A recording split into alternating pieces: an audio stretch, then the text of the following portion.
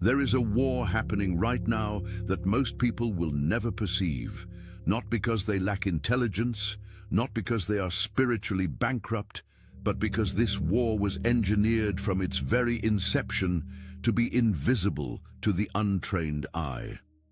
It does not announce itself with thunder rolling across a darkened sky. It does not leave bruises on your skin or scorch marks on your walls. It moves in the gap between your thoughts, in that razor-thin sliver of silence between when you conceive a breakthrough and when your mind floods with every reason that breakthrough will fail. You know that feeling. You have lived inside it more times than you can count. You are standing at the edge of something that finally feels real, something that finally feels like the life you were always supposed to be living. And then, without warning, the floor disappears and you are standing in the familiar fog again, heavy-chested, second-guessing, wondering if you were arrogant to even imagine you deserved more. That is not your mind malfunctioning. That is not depression. That is not bad luck cycling through your life on some arbitrary schedule. That is an operation. A precision strike from a class of entities the Gnostic texts called Archons, parasitic frequencies that exist just outside the threshold of your visible spectrum, specifically calibrated to intercept chosen ones in the moment before their next level becomes irreversible. And tonight, what is being delivered to you is not spiritual comfort food. It is not theological theory wrapped in warm language to make you feel temporarily better. It is tactical warfare data recovered from texts the institutional church classified as too dangerous to survive the 2nd century. Texts that were buried in sealed jars beneath the Egyptian sand and did not surface again until 1945. The Apocryphon of John, recovered from the Nag Hammadi collection, describes with architectural precision what you have always felt but were never given language for. The true source, the monad, exists beyond this dimensional architecture entirely as pure, unified consciousness radiating outward in perfect wholeness. But between you and that source stands a counterfeit creator, the demiurge, who did not construct this material world to nurture you or to express divine beauty. He built it as a containment system, a harvesting grid. And the agents running that grid, the Archons, are not demons in red capes sitting in some subterranean chamber. They are frequencies. And right now, in this precise moment, they are reading you. You have to understand what you are actually dealing with before any protocol, any tool, any defense can mean anything to you. The Archon is not interested in dramatic spiritual warfare in the way movies have conditioned you to imagine it. It is not interested in possession or theatrical torment. Its operation is far more elegant and far more devastating than that because it operates through you. It borrowed your own voice. It learned the exact timbre of your self-doubt, and it speaks in that frequency so perfectly that you have spent years, possibly decades, believing those thoughts were yours. The thought that says you are not ready yet. The thought that says you almost had it but you made a mistake and now the window is closed. The thought that arrives precisely at 3 in the morning when your defenses are lowered and your body is paralyzed in that terrifying half-sleep space, pressing something heavy onto your chest, filling the room with a presence that is not imagined and not explained away by REM cycles or sleep science. That weight is real. That presence is real. And the reason it operates at dawn, at the threshold hours, is because those are the windows where the membrane between your consciousness and the Archon bandwidth is at its thinnest. It has been studying your cycles. It has been mapping your frequency for a long time. It knows when you are most accessible, and it has been using that access without your consent for as long as you have been alive inside this grid. And here is the intelligence that was buried, hunted, and nearly incinerated. You were never supposed to know it had a weakness. You were never supposed to discover that the very element you can find in any hardware store on Earth carries a vibrational signature that predates the demiurge's architecture entirely. You were not supposed to find this, but you did, and that means something. That means your spark is already awake enough to pull you toward what it needs. You won't defeat this attack alone. Breaking these emotional hexes requires a higher code, which is exactly why I just released the 3 keys to a prosperous life trilogy, whose unlocking link is in the pinned comment. Access it before the fog blinds you again, because what you are about to receive in the next few minutes is the ignition sequence, and you need to be positioned to use it fully without the Archon bandwidth drowning out your reception. Let us go back to the beginning of your experience, not the beginning of your life as the calendar measures it, but the beginning of your soul's entry into this particular frequency war. There was a moment, and you remember it even if the details have gone soft, when you first realized that someone close to you did not actually love you the way they performed loving you. It might have been a parent. It might have been a partner. It might have been a friend who smiled at your success in a way that made your stomach drop slightly. A smile that carried no warmth behind the eyes. A smile that was too quick and too wide and too empty. You felt it before you could name it. Your body registered the incongruence before your conscious mind was willing to process it. That is your divine spark functioning exactly as it was designed to function. The pneumatic consciousness, the one carrying a genuine monad fragment, is a detection system. It reads frequency beneath the surface performance of people. It knows when someone's words and someone's actual internal state are misaligned.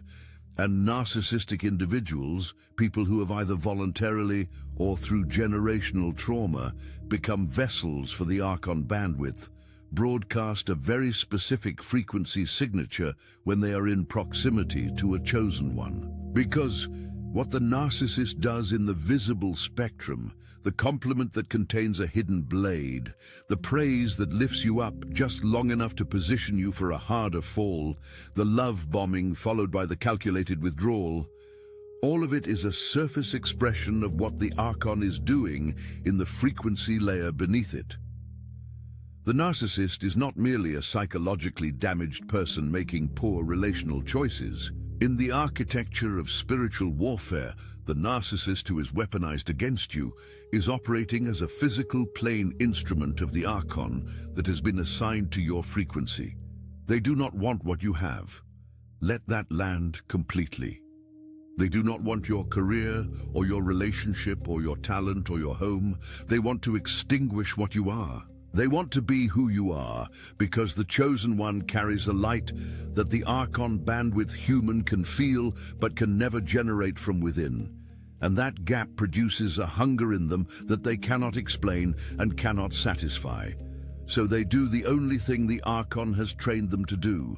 They orbit you, they study you, they replicate your mannerisms, your speech patterns, your aesthetic choices, your spiritual language, your relationships, until from the outside the copy looks convincing. But your spark always knew.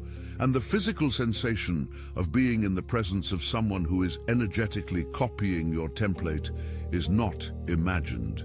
It is a specific kind of exhaustion, a depletion that does not respond to sleep, a heaviness that sits between your shoulder blades when you leave a conversation with them, a sense that something was taken, even though nothing visible changed hands. The dream begins the same way every time, and you have had this dream more than once in your life, possibly more times than you can consciously track, because it enters through the sleep state specifically to deliver its data below the threshold of your waking resistance.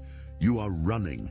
The urgency of the running is absolute. Something is behind you, and the knowing of what it is does not require sight because the feeling of it is enough. A cold pressure at the back of your neck, the certainty of being pursued by something that has no intention of stopping. And your legs are not working. They are moving in the exaggerated slow motion of lead, of underwater, of a body that has forgotten its own basic authority over itself. The distance between you and the thing behind you is collapsing in real time, but your feet keep churning through the invisible resistance and you cannot scream because your voice has gone silent inside your chest, and the dream does not end with a resolution. It ends with the approach. It ends with the moment just before contact. And you wake up with your heart hammering and the room feeling smaller than it did when you closed your eyes. That dream is not symbolic in the literary sense that your unconscious mind is processing anxiety about a deadline or a relationship conflict. That dream is a memory.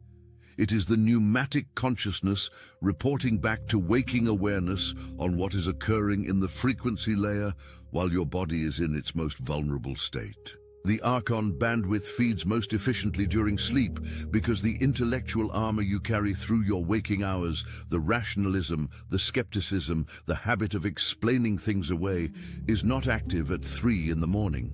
You are open. And what you experience as the pursuit is the feeding approach. What you experience as the leaden legs is the field suppression that the Archon applies to a chosen one, whose spark is active enough to register the intrusion, but whose defenses have not yet been built. The intrusive thought that arrives in the first 10 seconds after waking from that dream, the thought that says something is wrong with me, something has always been wrong with me, something follows me that I cannot shake. That thought is not your psychology speaking. That is the Archon's exit signature, its parting frequency injection before you fully return to conscious awareness. Naming it changes everything. The moment you say out loud, even to an empty room, "That was not my thought," that was an injection, the frequency loses its adhesion. It cannot stick to a surface that refuses to claim it. Now let us talk about the room. You have walked into rooms before where something shifted the moment you crossed the threshold. Not the room temperature in any measurable sense, not the lighting, not the arrangement of furniture. Something invisible thickened. The conversation that was flowing when you arrived became slightly strained. The laughter became a fraction too loud or went a fraction too quiet, depending on the nature of the gathering. You read it immediately. The way your body tightened slightly through the shoulders, the way your senses sharpened without your permission, the way some animal layer of your cognition started scanning the faces in the room for the source of the frequency disturbance. And there is always a source. There is always a specific person carrying the weight that just altered the atmosphere of that room. Not because they are overtly hostile, not because they said anything yet, but because they brought something with them that exists in the space between their actual self and the performance of their self. A gap where the Archon bandwidth operates at full signal strength. What you are feeling in those moments is not social anxiety. It is not introversion or sensitivity, as your culture has been trained to pathologize and medicate out of existence. It is your divine spark performing its most fundamental function, reading the frequency layer underneath the visible layer, detecting the presence of an Archon-adjacent signal in the room, and alerting you to the fact that feeding conditions have just been introduced into your immediate environment. The chosen one who does not understand this will spend years trying to fix those social situations through better communication, through more confidence, through the performance of being unbothered. And none of it will work sustainably because the problem was never social. The problem was vibrational. And the solution is not behavioral. The solution is field architecture. The betrayal never looks the way the warning in your gut described it. That is the genius of the Judas operation. And calling it by that name is not a dramatic metaphor. It is a literal spiritual mechanism that has repeated itself across documented history with enough precision to qualify as a pattern rather than a coincidence. The person who is assigned to your undoing by the Archon bandwidth is never a stranger you can identify and avoid. It is always someone who has earned access, someone who has been inside your tent, As the ancient texts describe it, sharing your resources, sharing your vision, sharing the intimacy of knowing what you are actually building when the public-facing performance of your life has been stripped away. They know which version of your dream is the truest one because you trusted them with the version you do not broadcast. And the betrayal, when it comes, arrives precisely at the moment of maximum vulnerability, not because the timing is coincidental, but because the Archon that is operating through this person is reading your frequency in real time. And it knows when your field is most open. It knew before you did that the breakthrough was close. It escalated the betrayal timeline specifically because a chosen one who survives the proximity of their breakthrough with their trust and vision intact is a chosen one who becomes exponentially harder to intercept afterward. The betrayal is the last resort of a frequency that cannot stop your momentum through direct opposition anymore. So it uses your love as a weapon against you. It uses the trust you built over months or years as the instrument of the wound. And the wound it is trying to create is not emotional pain in the ordinary sense. The wound it is targeting is specific. It is the wound that makes you stop trusting your own perception. The wound that makes you say, after the fact, I should have seen this coming. I always pick the wrong people. Something in me is broken and keeps inviting destruction. That thought, arriving in the rubble of the betrayal, is not self-awareness. It is the Archon's second strike. The betrayal was the first. The narrative it injects into your self-understanding afterward is the one it was really after all along. Your body knew first. Before your mind catalogued the evidence, before you could construct the logical argument for why something was wrong, your body was already reading the frequency correctly. And the animals in your life were reading it even before your body had the chance to alert you.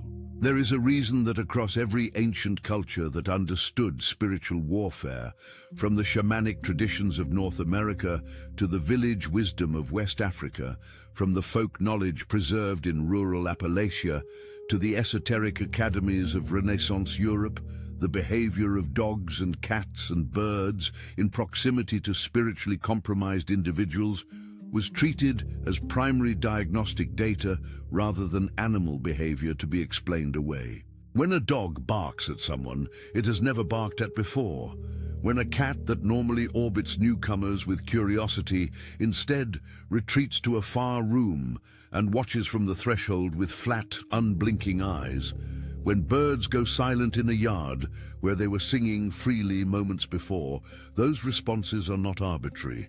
They are the responses of creatures that have not been trained out of their frequency perception the way humans have. Animals operate entirely in the sensory and intuitive bandwidth. They do not have an intellectual filter that explains Archon-adjacent frequency signals away as coincidence or projection. They simply read what is actually present and respond to it honestly. And the chosen one who learns to read animal responses in their home as environmental data, rather than as behavioral quirks to be managed, is the chosen one who has just added a biological early warning system to their field architecture at no cost, and with zero technical complexity. Your dog barked at them every single time. Your body was tired every time you spent more than an hour in their presence. Your spark was filing reports continuously, and you were trained to dismiss every single one of them as irrationality. The rehabilitation of your perception begins with deciding, starting tonight, that you will never dismiss another report your body files without at least sitting with it long enough to ask what it is actually sensing. There are numbers appearing in your life that you have either been noticing for months or years and quietly treating as coincidence, or you have been noticing them and feeling something stir in your chest that you did not have language for, a sense of being addressed, of being pointed towards something just outside the edge of your conscious sight. 11/11/333/444. You glance at a phone screen at a random moment, and the timestamp reads with a precision that feels like it should not be random. You wake in the night without an alarm at exactly the same time, 3 nights running. The receipt at a restaurant totals a number sequence that stops you mid-thought. You are not manufacturing significance out of meaningless data. What you're experiencing is the universal frequency compass operating through the numerical layer of this material architecture, because numbers are the language of the grid itself, the structural code through which this reality was constructed, and a monad fragment housed in a pneumatic consciousness carries enough original signal to interact with that code directly. The Archons use the grid to constrain. The monad uses the grid to communicate. And when you are moving through a period of intense spiritual acceleration, when the breakthrough you have been building is entering its final approach, the frequency communications intensify specifically to give you navigational data for the passage ahead. As I teach heavily and deeply to those who arrive at the 3 keys to a prosperous life trilogy, I've already left the link for you in the pinned comment. This weight on your chest is just a symptom of a war whose front line runs directly through your field, and the numerical sequences you are seeing are not magical thinking. They are the monad's acknowledgement that your spark is awake enough to receive transmission. The question is not whether the transmission is real.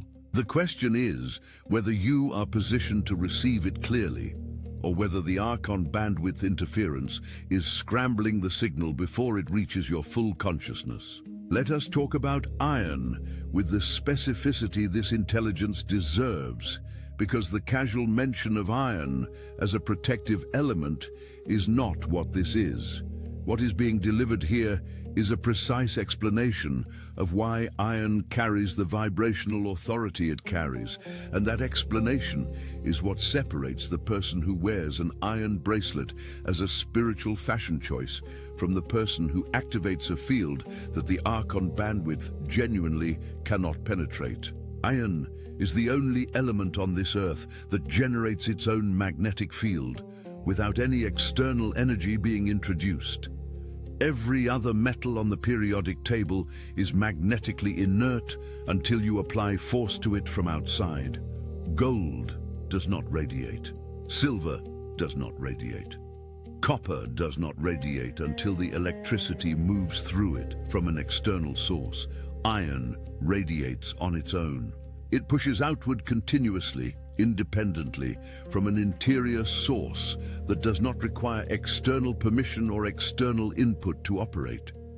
In the Gnostic mechanical understanding of this material architecture, that is not a geological accident. That is a monad fingerprint. That is the signature of an element that carries original frequency from before the demiurge sealed this dimension into its current architecture. Iron remembers what it was before this reality was constructed around it. And when a pneumatic consciousness, a chosen one carrying an active divine spark that predates this life and survives its end, brings raw iron into contact with the body, specifically over the heart center, which is the primary radiation point of the spark itself, 2 things carrying original monad frequency make contact. And the field that results from that contact operates entirely above the Archon bandwidth, not resistant to it, not shielded from it through effort or ritual complexity. Above it, completely outside the frequency range that the Archon can access or even perceive. This is why iron appeared independently as a protective instrument across every ancient civilization on this earth before any of those civilizations had contact with one another. The Egyptians placed iron amulets, specifically fashioned from meteoritic iron, inside burial wrappings as frequency shields for the soul's passage through the Duat, the post-death dimensional territory most heavily patrolled by Archon-adjacent intelligences. The Celtic Druids forged iron rings worn against the throat because in their cosmological architecture, the throat was the gateway of spoken creation, the physical channel through which the pneumatic consciousness projects its will into material reality. And that gateway required protection from the frequencies that feed on the power of creative declaration. In Mesopotamia, iron was called anbar, literally the metal of heaven, not as poetry but as factual material classification, because the earliest iron that human hands ever touched came from meteorites, fragments that fell from beyond the demiurge's architectural boundary, carrying original frequency that no process inside this closed system can replicate. These civilizations did not coordinate their findings. They did not share libraries or trade routes for metaphysical intelligence. They arrived independently at the same truth because the truth is not cultural. The truth is vibrational, and anyone with an active spark anywhere on this earth can feel it the moment raw iron makes contact with their skin. The critical distinction, the one the enemy has the most invested in keeping you ignorant of, is this: the iron does not activate itself. Wearing iron without recognition is the same as carrying a sealed transmission in a language you do not know. The data is present, but it never becomes information. It never becomes action.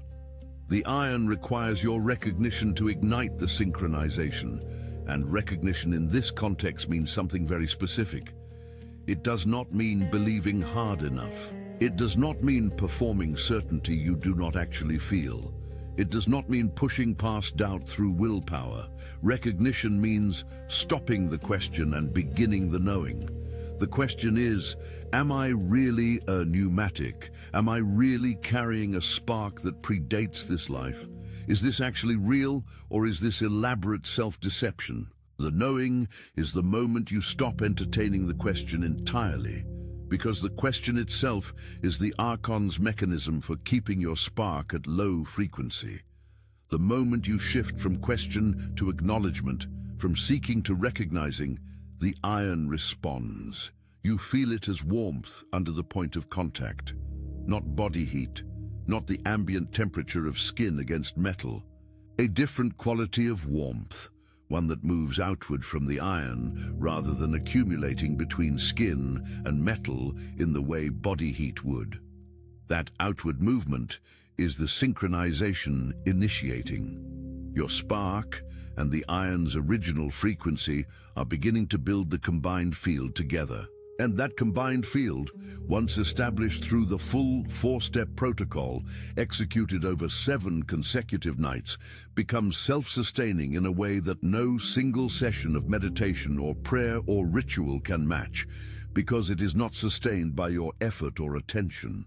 It is sustained by the 2 original frequencies that created it, your spark and the iron's monad fingerprint, operating in continuous resonance independent of your conscious management of the process. The 4-step protocol is precise, and its precision matters, because spiritual warfare is not a domain where approximation is acceptable. The first step is the procurement. Obtain raw iron.